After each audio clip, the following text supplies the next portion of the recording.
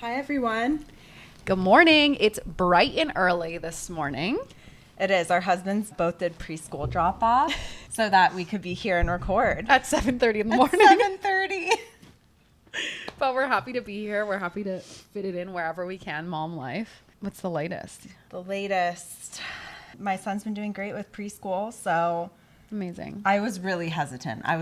You knew. I was like, I'm pulling him out. Yeah. He cried. That's it. Like, I'm his mama. Nope, he's not ready.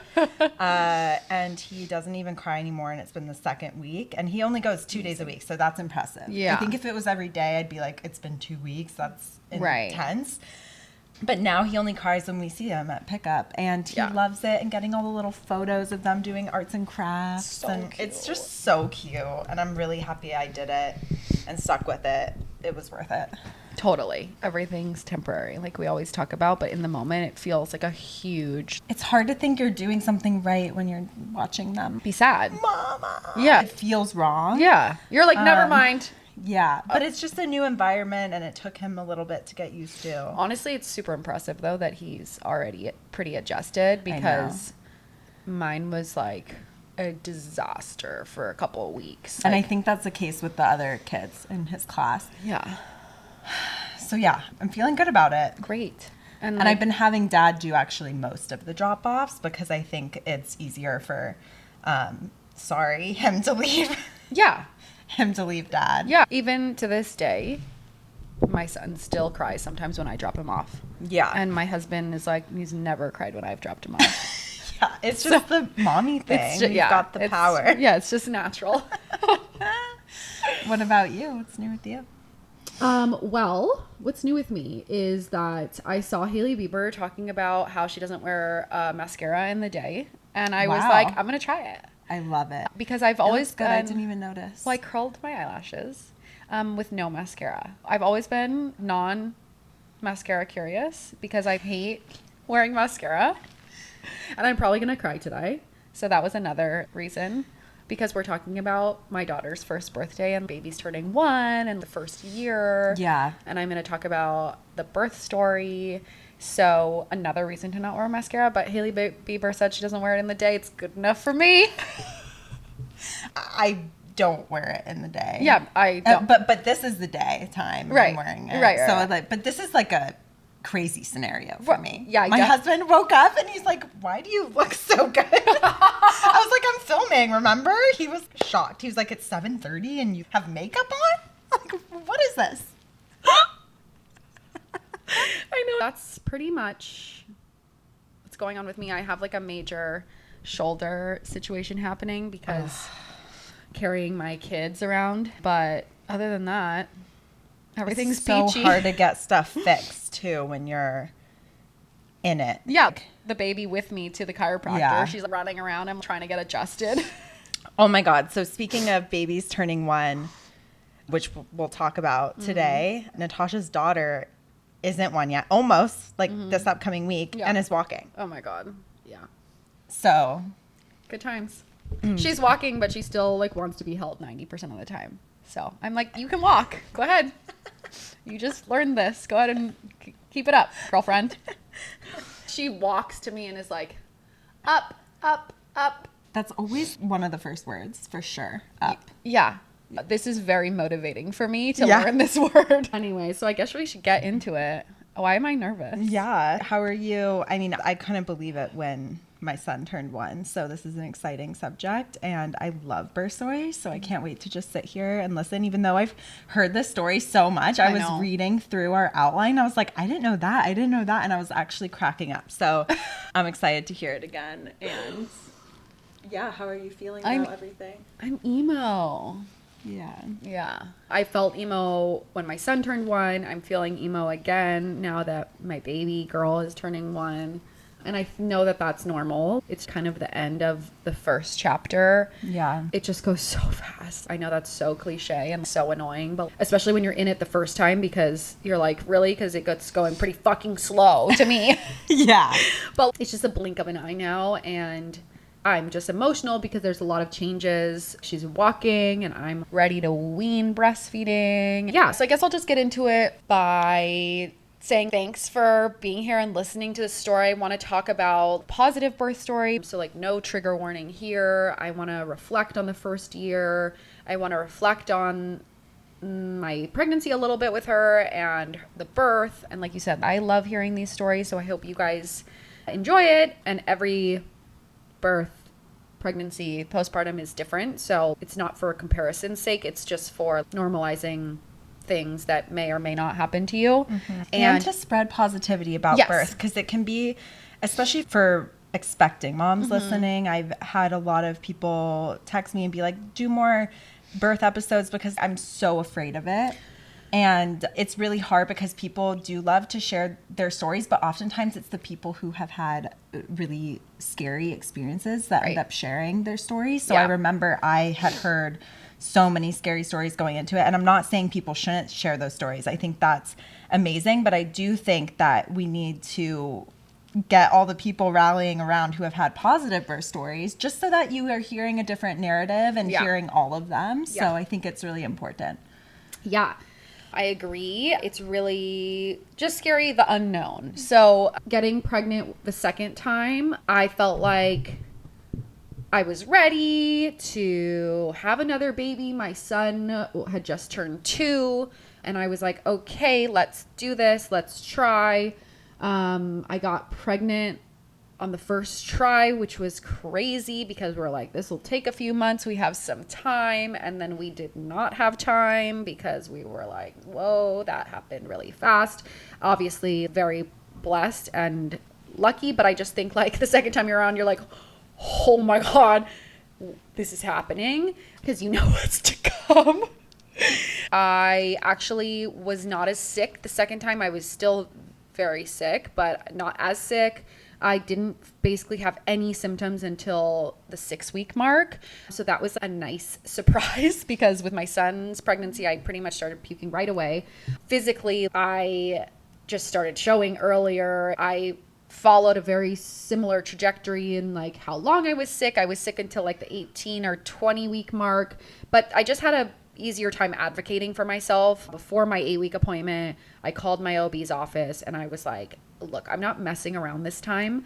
I had hyperemesis gravidarum the first time. I puked for 10 hours a day, every single day, nauseous from the time I opened my eyes until the time I went to bed at night, like depressed, couldn't get out of bed, couldn't do anything. I couldn't keep down water. And so the second time around, I was like, I have leftover meds. I'm going to start taking them unless you prescribe me new ones. And they were like, don't do that. Come see us first. And I was like, get me in then. I'm not playing this game. You know, the ones I had were expired, but I was like, anything's better than nothing. I ended up switching OBs 4 times during that pregnancy because I, again, was just more comfortable advocating for myself.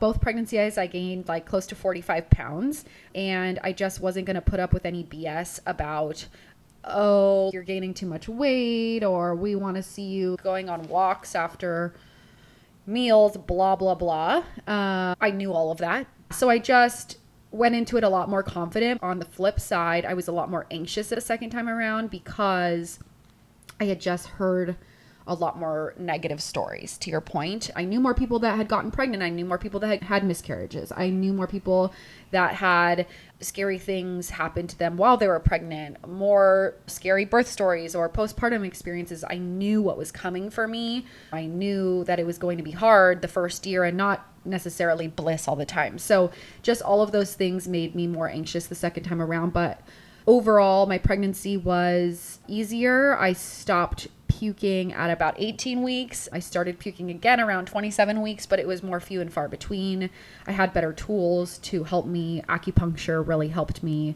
Sniffing a lemon oil, cotton ball really helped me. Obviously meds also, because they tell you B6, they tell you Unisom. None of those things ever helped for me. So I would say that my pregnancy the second time was just an overall good experience because 1, I wasn't as sick, and 2, I knew what to expect.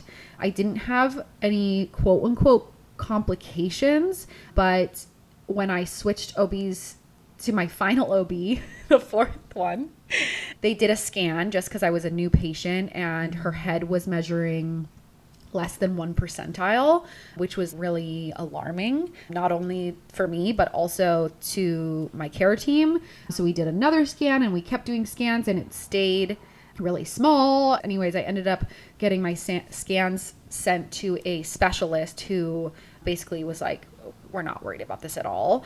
And that helped a little bit to bring my fears down, but I was still concerned because it just seemed like a really odd number. Anyways, she's fine and there was no issue. The scans later on in your pregnancy are notorious for being off, and my OB even told me that. She said, hey, like these scans can be really what's the word I'm looking for? Non-reliable, because of baby's position and size and location past, I think, the 20-ish week mark. And so she's like, I think that everything is fine. And she was like, if anything, your delivery will be easier because she's got a small head. This just reminds me so much of all my friends who were told they had too big of a baby and would need a cesarean. Right. And then they had like 7-pound babies with small heads. I'm Yeah. like, so the margin of error for ultrasounds, I believe, is 15%. Right. Which is a big percentage point. So it's almost like, why are we doing this at all? And my OB said that because I asked for more scans. I was like, I'm really worried about this. Can we look again? And she was like, we can, but like, I don't think it's really going to tell us anything. Yeah. And the baby was still growing like at a consistent rate, even though the percentage was small. So she was like, I'm not worried about it. The specialist is not worried about it. So let's just try to be rational here, which in the moment is really hard to do because it's the most precious thing in your life and you want everything to be perfect. But also, what are you going to do? Baby's coming. Like, it is what it is. So anyways, everything worked out, but that leads me to the birth story. So with my first, I went into prodromal labor right at 37 weeks. I started having really intense contractions. And I was like, oh my gosh, I'm going into labor. This is crazy. This is really early. I wasn't ready. And it was prodromal labor, which essentially is real labor, but it stops. And so I started having that pretty much every day for almost 3 weeks before I did an elective induction because I was tired of getting sent home from the hospital. And I was just like, give me the drugs. The last time I was there, like, I'm done. And that's a whole other story. But with my daughter, I went into prodromal labor closer to 38 weeks. And my OB had told me this time, yeah, prodromal labor is a thing and you should be educated about it. The first time with a different OB, when I brought it up, they were like, yeah, that happens sometimes. Never put a name to it. Never told me anything about it. They were just like, it could be real. It could be false labor. It could be nothing, like whatever. It was really nice to have an OB who was like, yes, prodromal labor is a thing. This is the definition. This is what's happening to you. And the second time around, it is often a shorter time. Meaning like I prodromed the first time for like 3 weeks. The second time she was like, it should be less than 3 weeks typically. So that was the case. Right at 39 weeks, I had plans to go to a cookbook signing. You invited me. Yeah. And you were like, I was like, nah, pass. So I like this chef and she has a new cookbook and she was going to be in town doing a meet and greet at Williams-Sonoma. And I was like, I want to go. So I bought her cookbook and it came with tickets. And so I get to the mall with a couple girlfriends, not Taylor, some other people who were like, sure, I'll go with you, you weirdo. And we planned to get dinner after. And I was like, you guys, I'm in so much pain. Just like the weight of the baby's head in that position that it's in at that point, pressing on nerves, lightening crotch, all of the things. There was this like 100-person long line to get into Williams-Sonoma. I hobbled up to the front of the line and was like, can I just get my cookbook? Like, I can't wait in this line. I gotta go. So they were like, sure, you poor, giantly pregnant woman in your Birkenstocks. Like, here's your cookbook. Sorry about the line. And then I was like, I can't even walk across the mall to go to the restaurant that I want to go to. Let's just go to the one that's right here. Seasons 52. It was all corporate dinners. So we just sat down, had dinner, and I was feeling really emotional. because my son was starting preschool the next morning. And I was like, you guys, I got to go home and say goodnight to him before his first day tomorrow, which is just not really like me. Like, I'm just not a super emotional person. And I was going to take him to school in the morning, and I had already seen him like right before, you know, it was like an hour and a half away. Like, I was just feeling weirdly emotional. On the emotional front, I should have known that this was coming, because a few days prior, my mom was planning to come in on a Friday. I was due on Tuesday. And a few days prior, I had called her and was like, Mom, can you come early? I just feel like I really need my mom right now. I'm feeling really emotional and just like tired. And I don't need you for anything specific, but like, I feel like I could just use you here. And she was like, oh, I have a really busy week. Like, I can come on Thursday instead of Friday and take the red eye. And I was like, you know what? Don't worry about it. Like, it's fine. I'm just being a big baby. But like, I should have known like that. The emotional thing is a sign that labor is near, and you never know how long obviously you have until labor starts. Obviously hindsight's 2020, but looking back, I should have been like, oh, this is a little out of character for me. I need my mommy, you know? So yeah, that night I got home, went to bed around 10, and I had been having consistent contractions for like a week and a half. And then they would stop. And I never even went to the hospital. I never did any cervical checks, because last time at 37 weeks, I was over 2 centimeters dilated. I was 80% effaced. The OB was like, there's no way you'll make it to your due date. And I was so disappointed that I did make it to my due date, and I was expecting to not. I told this OB, I don't even want a cervical check. I don't even want to know how far I'm dilated. Yeah. I don't want to know if I'm effaced. I don't want anyone getting my hopes up. I don't want anyone telling me what they think might happen and then be disappointed.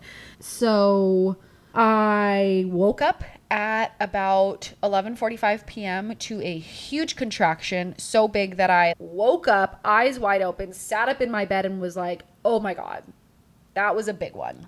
I just kind of rolled over, tried to go back to bed, and it was just immediately consistent contractions. I was kind of in and out of a sleepy haze, and I couldn't go back to sleep because I was in consistent pain. So I started timing my contractions for, I don't know, about 30 minutes. They were consistently 5 or so minutes apart, sometimes 7, sometimes 3. And I was like, weird. Truly didn't think this was it. I was like, I'm not going to be induced this time, but I'm going to be late. I know it. My husband's 40th birthday was like 10 days prior, and people kept telling me, oh my God, you're throwing this 40th birthday party for your husband. You could go into labor. And even I was like, I have like a month left. Don't even talk to me. They're like, I can't believe you're doing this. And I was like, well, what am I going to do? Sit around? I was really trying to stay busy, but the contractions didn't let up. And so I just went downstairs, and I was like, I probably am just dehydrated. I was out and about. I'm sure that sent my body into this prodromal labor fit. I tried to have some water, and I was like, these are pretty painful. Turned on the TV. I was trying to get into different positions to get the contractions to stop, because I was like, they're going to stop. And then I felt my stomach started getting upset. Like I needed to go to the bathroom, which is another sign. If you get like diarrhea or like vomiting, that's another sign that labor is near. So I was like, okay, I'm going to go to the bathroom. I lost my mucus plug, and I was like, oh, this is happening. That's when I first was like, oh, mama. So I called my mom, and I was like, hey, I think I'm in labor. And she was like, what? Because this was the night of Tuesday, so a week before my due date, and she was supposed to come on Friday. She's like, what are you talking about? Like, is this false labor like last time? Because I made her come 2 weeks early last time, and then she ended up being stuck here waiting for the baby to come, which is a whole other thing, right? That happens, and then people are sitting around and they're like, are you gonna? That I felt not pressure from her to induce, but like I just felt like, okay, she's here, like she works. I need to get this baby out so she can help me. But this time I was like, I think I'm having the baby, and she wasn't there, and she was so upset. She's like, let me see if I can get on the last flight out. She couldn't. It was leaving in 30 minutes. There's no way she could have made it. She was like, I'm going to get on the soonest flight that I can. Anyways, my husband is still asleep upstairs. And I go upstairs, and I'm like, hey, I think I'm having the baby. He's like, no way. Didn't this happen a lot last time? And I was like, yeah, you're right. Go back to sleep. I'm going to start calling people to see if someone can stay with my son who was asleep. It's like 1 a.m. in case like we need coverage. So I call my friend who lives like 4 blocks over, and she didn't answer. And I was like, well, what's the plan here? The contractions are consistently like 3 minutes apart now and painful. But I'm getting things ready for my son for preschool the next day. I'm packing his lunch. But I go back upstairs and I tell my husband, like, I think this is it. We need to get ready. So I'm throwing stuff in my hospital bag. I kind of had it prepped, but I didn't have the last few things in. He's like, no, he really wanted a September baby. So he's like, can you hold her in for a few days? I'm like, no, I don't think so. So we call my sister-in-law, who has a, 9-month-old at that point. And she just happened to be up, like breastfeeding or something, where she was just like in a light sleep. And she answered the phone and I was like, hey, I think I'm in labor. Can you be on call? We're talking things through with her on the phone. I'm like, maybe I'll just drive myself to the hospital and check in, and Drew will stay here with Kane, but can you just be on call in case he needs to leave? Could you potentially take him to preschool in the morning? It's his first day. Like, this is so annoying. And she was like, whoa. No, you're not driving yourself to the hospital when you have contractions 3 minutes apart. She's like, let me just feed the baby really fast and I'll leave him with my husband and I'll be right there. So at this point, it's like 1:30 in the morning.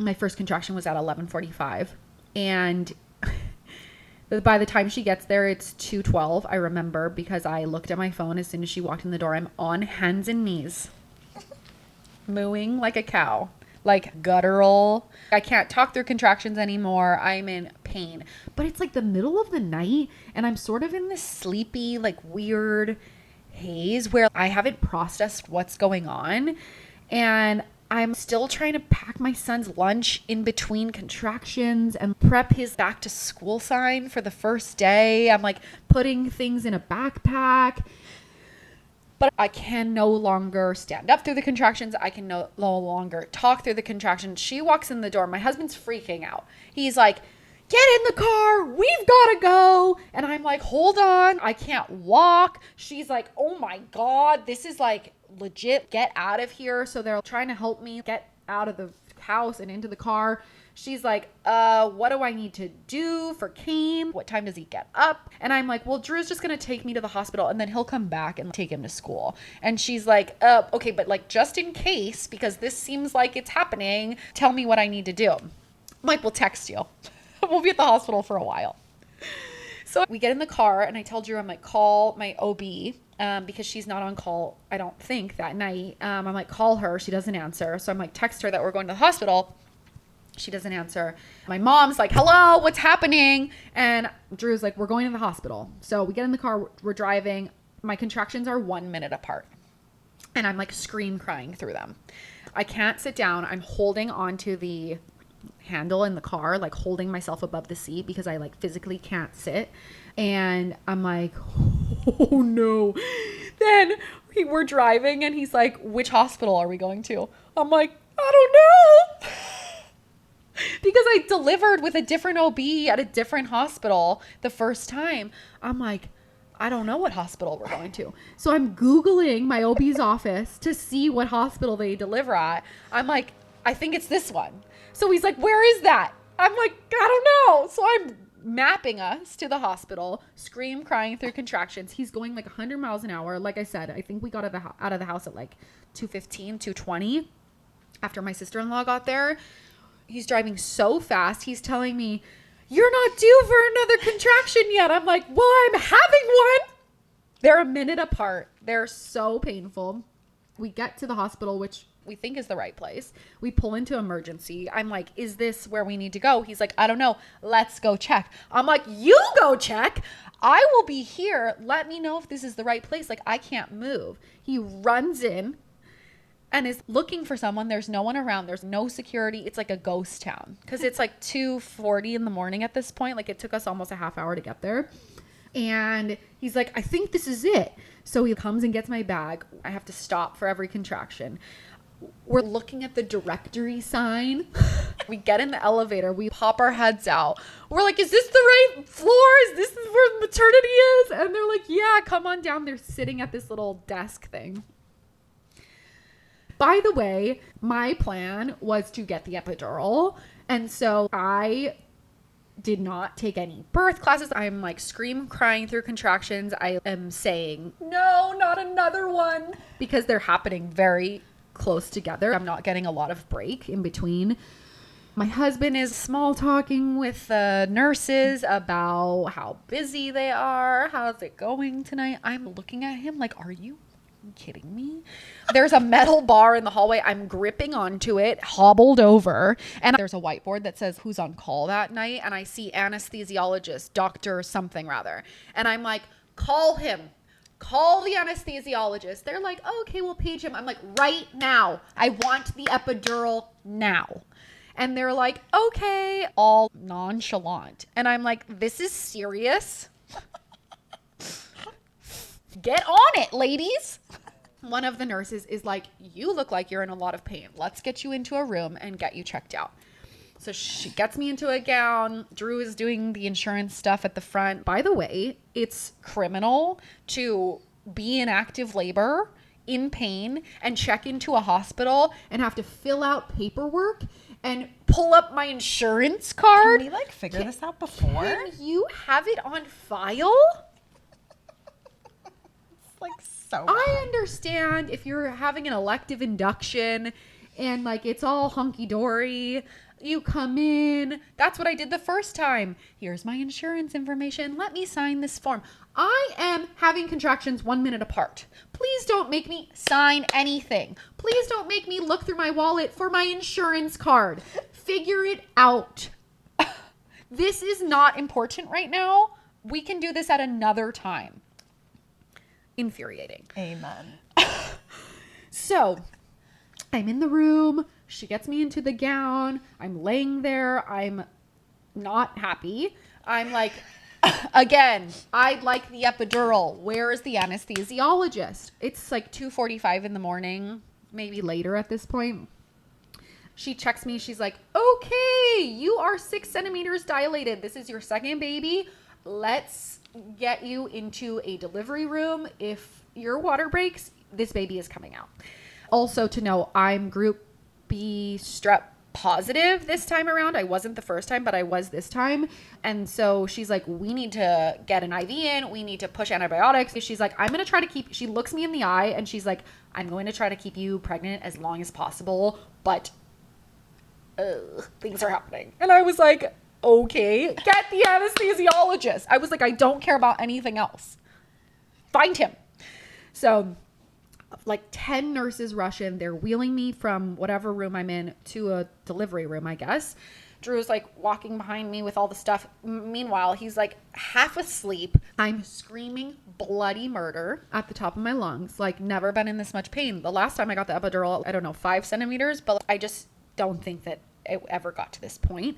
And so, yeah, I'd never been in this situation before. And she literally rolls me into the room and I'm like, my water just broke. And she looks, she's like, no, I don't think so. I'm like, check again. I know that it just broke. And the contractions are like exploding. I can't be on my back. I'm on my side. Get me something to hold on to. I am not well. And meanwhile, my husband is like, I think I'm going to pass out. And they're like, Dad, get down, lay down, head below your heart. So that's when I start realizing that I'm not getting the epidural. The doctor runs in, checks me, and she's like, oh. I look at my husband, and he's laying down on the bench next to me. And I'm like, get in the hallway and find the anesthesiologist. He gets up, and he's like, is there anything we can give her to make her more comfortable? And they're like, it's too late. And they're like, you need to push. I'm like, I'm not pushing until I get the epidural. They're like, yeah, you're not getting it. I'm like, get me the epidural! So they're talking to me all calmly. They're like, Natasha, it's okay. You can do this. I'm like, I can't and I won't. And they're like, you can just breathe. I'm like, I can't breathe. I'm being chainsawed from the inside out. They're like, well, you can and you will. And that's when the mean nurse walks in. She's like, seasoned, she's mature. And she goes, if you just push, this baby's going to come right out. And that's sort of the kick in the ass I needed to just bring me back into my body, because I felt like I was having an out-of-body experience. And I pushed twice and she was out. So from the time we got to the hospital at like 2:40, she was born at 3:06. So it was quick. It was about 3 hours from the first contraction to her being out. And as soon as she was out, it was instant relief. No more pain. That was incredible, because it was so much pain that you would think that the pain would continue.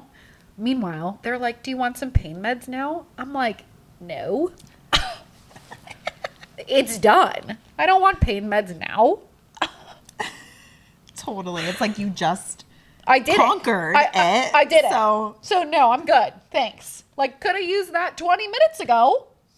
Also, the anesthesiologist never came. Like, I don't know if they were like, you're good, you don't need to come in anymore. But he never popped in or anything and was like, sorry. So my mom was waiting for updates, because Drew had texted her and been like, we're going to the hospital. And then 20 minutes later, she's like, any updates? Sends a picture. Baby's here. My mom's like, what? It just all happened so fast. crazy. Maybe because she had a small head. And it tends to be quicker. Yeah. Second time. Second time. But so funny. I feel like I didn't even process the birth at all, like to this day. At least for the first couple of weeks, I was just like, what is happening? What is my life? How did this happen? Like, when we got to my due date, I was like, I'm already not pregnant anymore. Because it was just so not what I expected. It was so different from the first time I had an elective induction. It was a 25-hour labor. I was in a lot of pain after the epidural wore off the first time, and my postpartum was really painful. I felt like I couldn't sit down. I could barely walk. It hurt really bad to pee the second time. I don't know if it's because, so many different factors, right? But like, I was in almost no pain. I had very light postpartum bleeding. I mean, it was heavy, but it didn't last long. So just a ton of differences, and like I said, a lot of different factors, right? The induction, the laboring on my back. My son was sunny side up. I had the epidural. My daughter came like a bat out of hell. I had no epidural. It was very fast. Just such different experiences. And I know that's normal for things to be different in every birth, in every pregnancy, every baby. It was just hard to wrap my head around. So something that was really cool, like immediately postpartum, was that the NICU team rushed in, because there was no time to push antibiotics because it happened so fast. And so they rushed in to check on her. The hospital that I gave birth at this time around was like designated baby friendly. So the baby never left me. Everything was done in my room. The NICU team came to me. They did the weight and everything bedside. Immediate breastfeeding initiation, immediate lactation help from the nurses, because at baby-friendly hospitals, the nurses have to be lactation trained. Not necessarily IBCLCs, but they have to have a certain level of lactation training. So just things that I noticed this time around that I found that I really liked and that were different from my first experience. So just wild and beautiful and painful and surprising in so many ways. It's so crazy how the pain can be so crazy and then it's just done. I remember thinking like, huh? Yeah. It's over. You feel this like euphoria, almost like on drugs. Oh, 100%. After a natural birth, because you're like, wait, I just went through the worst thing ever. Yeah. And now my baby's on me and I feel super good. Yeah, like and normal. Like normal. It was crazy. No, it's shocking because you're in so much pain. I'm not going to sugarcoat it. Like, the pain is incredible. Like, you can't explain it. And then the baby's out and you're like, oh. It's crazy. I feel fine. It's not, crazy. You would think that something that is that painful would have residual pain. Right. I think that's what I expected. Right. And that's like you get hit by a bus and then you have pain. Like, for you're a like long time. bruised, Yeah. things are broken. And I have a friend who her tailbone broke. And right. And you can have bad tears. And you can stuff have bad like tears. that. I didn't tear. I had no broken anything. Everything was standard. Yeah. And then for that to just be like done, you're like, It's like what you said. It's like you're getting chainsawed open. oh, I will say this though. The baby comes out. The doctor's like, here's your baby. Cut the cord after however long. Deliver the placenta, which like I don't even like process because it just doesn't Plops out. Yeah, it's like a It's a good thing. it almost like feels like, for me, when your mucus plug comes out, you're just like, ew, something gooey just like fell out of me, even though it's this huge thing, which is crazy that it could come out. But after all of that, the doctor goes, I need to get something. And I was like, huh? She reaches inside of me, no pain meds, and pulls out a clump of, I don't even know, residual placenta, blood clot, goop stuff. And is like, sorry, I needed to get that. It was like the size of a grapefruit. And I was like, thanks for getting that. She was like, I'm really sorry. Did you need stitches at all second No time? stitches either time. So lucky. But yeah, just reflecting on that whole experience, the stark differences between my first and my second labor and deliveries in so many facets, in the way the hospitals were, the way the nurses were, the way I went into labor, the way everything played out. Just so crazy to reflect on. And with my daughter turning 1 next week, I just wanted to share this story because I love thinking about it and talking about it, and people are probably tired of hearing about it in my life, so I decided I'd share it with you. But it's something that the more you talk about it, the more you're able to process. I think your story's so cool too, because when you talk about birth planning, this is the childbirth education person in me, people go in with an idea, right, of what their birth is going to be. And usually the case is that it looks a lot different than yours, right? People want to try natural, and then it's really difficult. So you get epidural, and people can have disappointment about that. Yeah. What's interesting about yours is it was reverse, which is more rare. Yeah. And so I just think it's important to talk about, because you've said this before. It's like you can't bank on it being a certain way, because you never know what's going to happen. So just prepare for anything. Right. And hindsight, I wish that I would have, and I've said this before, spend more time investing in potential things that could happen, like not getting the epidural and maybe taking a class, maybe hypnobirthing or any sort of natural childbirth class. But I was so positive that I was going to get the epidural. And because I had it before and it worked, I was confident that it would work again, which was probably incorrect of me too, because it could have not worked. Right. I know a lot of friends who have scoliosis and it didn't work at all.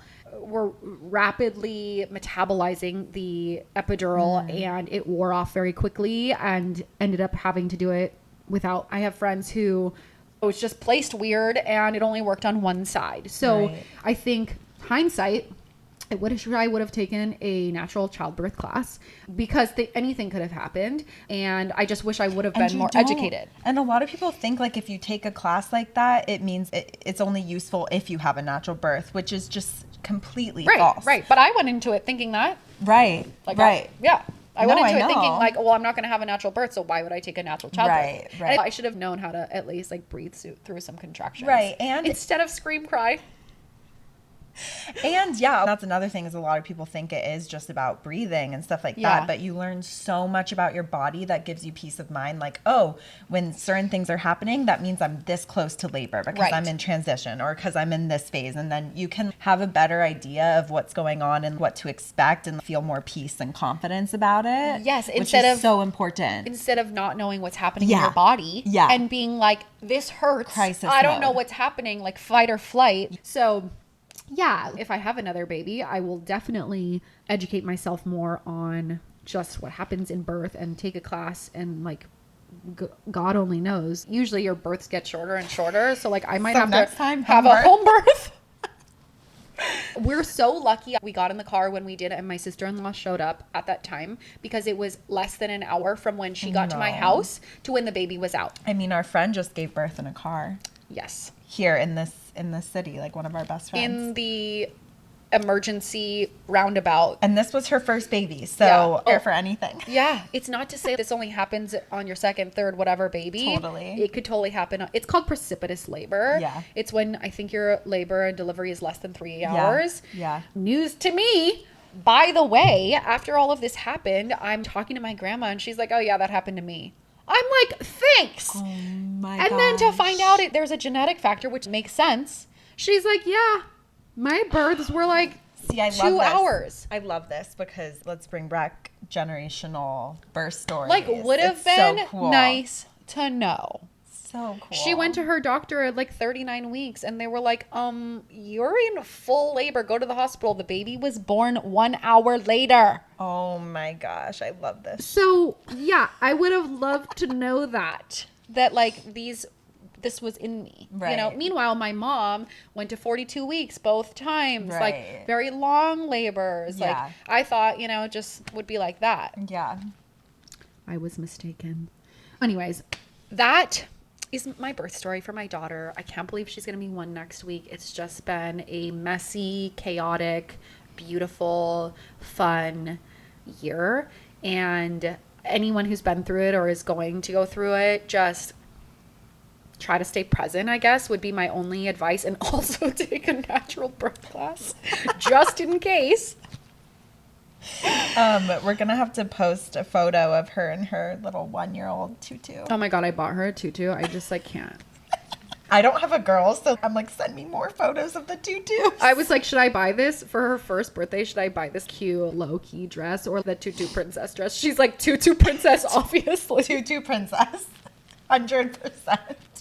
Even my husband is like, love the tutu princess look. It's so Like, she's a cute. girl. It's just so fun. It's so fun. And I think it's just fun to reflect on the year. It's been a crazy year. Going from 1 to 2 has been wild and hard in a lot of ways. But the mother that I am this time around, I'm just so proud of because I spent so much time worrying about things that don't actually matter. And it's like almost impossible to have the perspective to know that they don't matter because they feel like they do. Yeah. We talk about baby milestones a lot, and like the mom that I have, like I feel like a butterfly.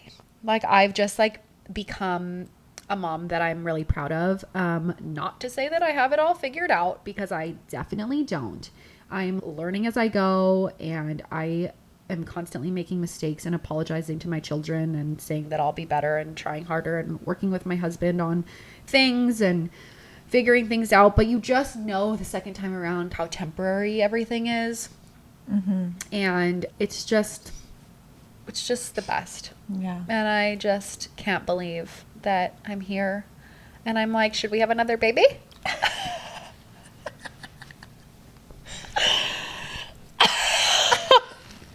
Some other things that I just wanted to say for anyone preparing to go through this is your heart expands. You just don't think that you can love anything as much as you love your firstborn, but you just do. Also, being worried about how things are going to be and your firstborn having to adjust, that's a normal concern, but you just figure it out. There are hard times. There's maybe sleep regressions, or maybe they act out. Maybe they say they don't like the baby, but you just get through them. Everything's temporary again. I had anxiety about leaving my son during labor and delivery. Like I didn't want to leave him. Mm-hmm. That's normal. A lot of people have never left their kids by the time they have to leave them to go into labor and delivery. And that is a really scary thing. Mm-hmm. I wanted to get out of that hospital as soon as possible the second time just because of that. Mm-hmm. But closing remarks, I think the anticipation for me was worse than when you're actually in it.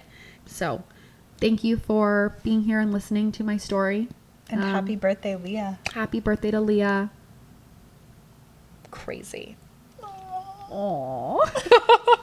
Thank you for listening, guys. And we love birth stories. Oh, yeah. So send us. Yeah, we need to do a birth story submission. Yeah, maybe we'll do that next. And send us any questions you have. Again, like, we don't claim to be perfect or be experts. We have education in this field, but there's always stuff that we're learning. So send your questions, and if we can't answer them, we will send you in the right direction. We're working on a list of resources, and we're always trying to bring on guests that would provide value and expertise. So we hope that our experiences have been entertaining and maybe helpful or reassuring to you, but we know that every experience is different. So thanks for being here. Thanks for listening. We hope you enjoyed.